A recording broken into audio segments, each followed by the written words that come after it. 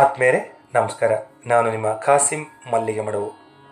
ವಾರಕ್ಕೊಂದು ಕಗ್ಗ ಈ 195ನೇ ವಾರದ ಸರಣಿಗೆ ಆತ್ಮೀಯ ಸ್ವಾಗತ. ಮಾನ್ಯ ಗುಂಡಪ್ಪನವರು ಏನು ಹೇಳ್ತಾ ಇದ್ದಾರೆ ಬನ್ನಿ ಕೇಳೋಣ.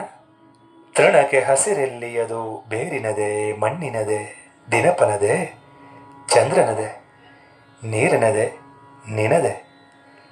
ತಣಿ ತಣಿವ ನಿನ್ನ ಕಣ್ಣಿನ ಪುಣ್ಯವೋ ನೋಡು, ಗುಣಕ್ಕೆ ಕಾರಣ ಒಂದೇ ಮಂಕುತಿಮ್ಮ. ತಣಿ ತಣಿವ ನಿನ್ನ ಕಣ್ಣಿನ ಪುಣ್ಯವೋ ನೋಡು, ಗುಣಕ್ಕೆ ಕಾರಣ ಒಂದೇ ಮಂಕುತಿಮ್ಮ. ತೃಣ ಹುಲ್ಲು, ದಿನಪ ಸೂರ್ಯ, ತಣಿ ತಣಿವ ಆನಂದಿಸುವ. ಹುಲ್ಲಿಗೆ ಹಸಿರು ಬಣ್ಣ ಬಂದದ್ದಾದರೂ ಇಲ್ಲಿಂದ ಬುಡದಿಂದ ಏನಾದರೂ ಬಂದಿರಬಹುದಾ, ಅಥವಾ ಮಣ್ಣಿಂದ ಏನಾದರೂ ಬಂತ, ಸೂರ್ಯನಿಂದ ಬಂತ, ಅಥವಾ ಚಂದ್ರನಿಂದ ಬಂದಿರಬಹುದಾ, ಅಥವಾ ನೀರಿನಿಂದ ಬಂದಿದೆಯಾ, ಅಥವಾ ನಿನ್ನಿಂದಲೇ ಬಂತ? ಬಹುಶಃ ನಮ್ಮ ಕಣ್ಣುಗಳಿಗೆ ಹಂಗೆ ಕಾಣ್ತಾ ಇರಬಹುದಾ?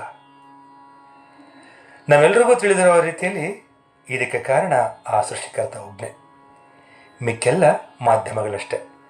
ಒಟ್ಟಾರೆಯಾಗಿ ಅದನ್ನು ನೋಡಿ ಆನಂದ ಪಡುವ ನಿನ್ನ ಕಣ್ಣುಗಳ ಪುಣ್ಯದ ಫಲದಿಂದ ಅದು ನಿಮಗೆ ಕಾಣಿಸಿಕೊಳ್ತಾ ಇರೋದಂತೂ ಸತ್ಯ ಅಂತೇಳಿ ಮಾನ್ಯ ಗುಂಡಪ್ಪನವರು ಇಲ್ಲಿ ಪ್ರಸ್ತಾಪ ಮಾಡಿದ್ದಾರೆ ಸ್ನೇಹಿತರೆ. ಈ ರೀತಿಯ ಅದೆಷ್ಟೋ ಪ್ರಶ್ನೆಗಳಿಗೆ ಉತ್ತರವೇ ಸಿಗಲ್ಲ ಸ್ನೇಹಿತರೆ. ಪ್ರಕೃತಿಯೇ ವೈವಿಧ್ಯಮಯ, ಅದೊಂದು ಅದ್ಭುತ ವಿಸ್ಮಯ. ಈ ರೀತಿಯ ಪ್ರಶ್ನೆಗಳಿಗೆ ವಿಜ್ಞಾನ ಲೋಕದಿಂದ ನಮಗೆ ಉತ್ತರ ಸಿಕ್ಕರೂ ಅದೇ ಅಂತಿಮವಲ್ಲ. ಯಾವುದೋ ಒಂದು ಶಕ್ತಿಯ ಕೈ ಚಳಕದಿಂದಲೇ ಖಂಡಿತ ಇದೆಲ್ಲ ಸಾಧ್ಯ ಆಗಿದ್ದು ಅನಿಸುತ್ತೆ ಅಲ್ವಾ? ಯಾವುದೋ ಒಂದು ಶಕ್ತಿಯ ಕೈ ಚಳಕವಿಲ್ಲದೆ ಖಂಡಿತ ಇದೆಲ್ಲ ಸಾಧ್ಯ ಇಲ್ಲ ಅಂತ ಹೇಳ್ತಾ ಈಗ ಕೇಳೋಣ ನನ್ನ ರಾಗ ಸಂಯೋಜನೆಯ ಈ ಕಗ್ಗವನ್ನು.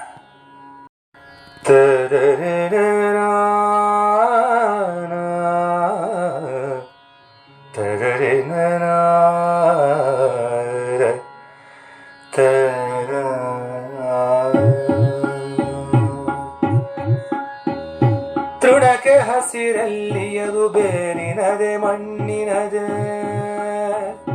ದಿನಪನದೆ, ಚಂದ್ರನದೆ, ನೀರಿನದೆ, ನಿನದೆ. ತೃಣಕ್ಕೆ ಹಸಿರಲ್ಲಿ ಅದು ಬೇರಿನದೆ, ಮಣ್ಣಿನದೆ, ದಿನಪನದೆ, ಚಂದ್ರನದೆ, ನೀರಿನದೆ, ನಿನದೆ.